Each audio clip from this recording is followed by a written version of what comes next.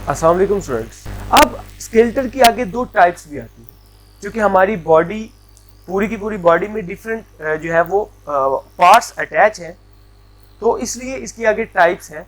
तो उनको कहते हैं, नंबर 1 है कंपोनेंट्स हैं, एक एक्सियल स्केलेटल, एक अपेंडिकुलर स्केलेटल। क्योंकि हमने पढ़ा कि बोन से, कॉम्पैक्ट बोन से, हार्ड बोन से और कार्टिलेज से मिलके ये सारा स्ट्रक्चर जो है ये बना हुआ होता है। तो जब एक बच्चा पैदा होता है तो ऑलमोस्ट उसमें 300 बोन्स जो है वो 300 हड्डियां कहते हैं उसके अंदर मौजूद होती हैं। लेकिन जब वो आगे की तरफ मूव करता है, ग्रोथ करता है, बड़ा हो जाता है, तो कई जो बोन्स हैं वो फ्यूज कर जाती हैं, और फ्यूज करने के बाद उसके पास 206 हड्डियां यानी कि 206 बोन्स जो है वो एक अडल्ट के अंदर हम गिनते हैं वो मौजूद होती है। अब वो किस तरह अरेंज होती है एक्सियल स्केलेटन में और अपेंडिकुलर स्केलेटन।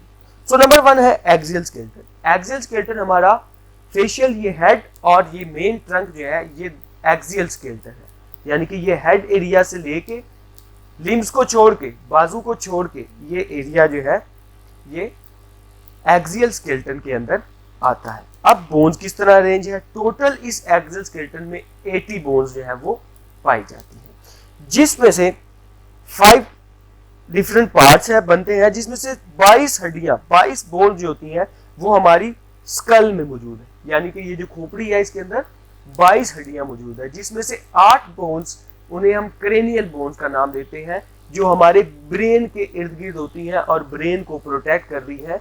8 बोन्स इस जगह जो है वो आपस में अटैच हुई होती है। और उसके बाद हमारा जो ये फेशियल आ जाता है, फेशियल एक्सप्रेशन, इसके पास 14 जो है वो बोन्स होती है, 14 बोन्स आपस में अटैच हुई होती हैं और उससे ये सारा फेशियल स्ट्रक्चर जो है ये बनता है। उसके बाद जो है हमने ऑसिकल्स के बारे में लास्ट चैप्टर में पढ़ा, जब हम एयर में पढ़ रहे थे, कि मिडल एयर के पास 3 बोन्स होती है, बहुत ही सॉफ्ट बोन्स होती हैं, उन्हें हम ऑसिकल्स कहते हैं। तो 3 एक साइड पे, 3 एक साइड पे, यानी कि टोटल 6 बोन जो होती है वो हमारे मिडल एयर के अंदर मौजूद होती है। तो इनको प्लस करके देखना है कि टोटल 80 बोन्स होनी चाहिए। सो ऊपर थी 22 बोन्स स्कल के पास, जिसमें से 8 जो है वो क्रेनियल बोन्स हैं और 14 जो है वो फेशियल बोन्स हैं। फिर 6 बोन्स जो है वो हमने अपने मिडल एयर के अंदर पढ़ी। अब जो नेक रीजन है उसके पास जो बोन है उसे हम हायोइड बोन का नाम देते हैं। और फिर वर्टिबल कॉलम के पास हमारी 26, ये जो हमारी रीढ़ की हड्डी है, ये जो वर्टिबल कॉलम है, इसके पास 26 बोन जो है वो मौजूद होती है। और एट लास्ट हमारे ट्रंक के पास एक दरमियान में यहाँ पे स्टर्नम मौजूद होता है और 24 रिब्स जो है वो मौजूद होती है। तो इस तरह हमारे हेड से लेके हमारे ट्रंक एरिया तक हमने 80 बोन्स को स्टडी किया। इस पूरे एरिया को हम एक्सियल स्केलेटन कहते हैं। अब आ गया नेक्स्ट, जिसे हम अपेंडिकुलर स्ट्रक्चर या अपेंडिकुलर स्केलेटन कहते हैं। इसमें हमारी लिम्स, मतलब के हैंड्स, आर्म्स और लेग्स, फुट तक ये सारी आती है। कितनी कितनी बोन्स किस जगह मौजूद है इसको अब हम देखते हैं। सो फर्स्ट ऑफ ऑल जो अपेंडिकुलर स्ट्रक्चर है वो 126 बोन से मिला हुआ है। देखिए 126 अपेंडिकुलर और 80 एक्सियल, टोटल करें तो 206 बोन जो है वो आती है। तो ये 126 बोन कहाँ पे है?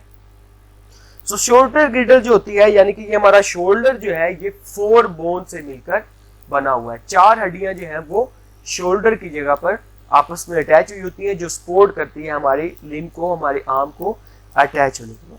उसके बाद हमारी आर्म्स के अंदर, इस बाजू के अंदर 6 हड्डियां जो है वो टोटली अटैच हुई है, दोनों साइडों पर 6 हड्डियां। और फिर 54 बोन्स जो हैं वो हमारे इस हैंड में, चूंकि हैंड के अंदर काफी ज्यादा जॉइंट्स हैं, तो इस हैंड यहां से लेके यहां तक 54 बोन्स जो हैं वो अटैच होती है।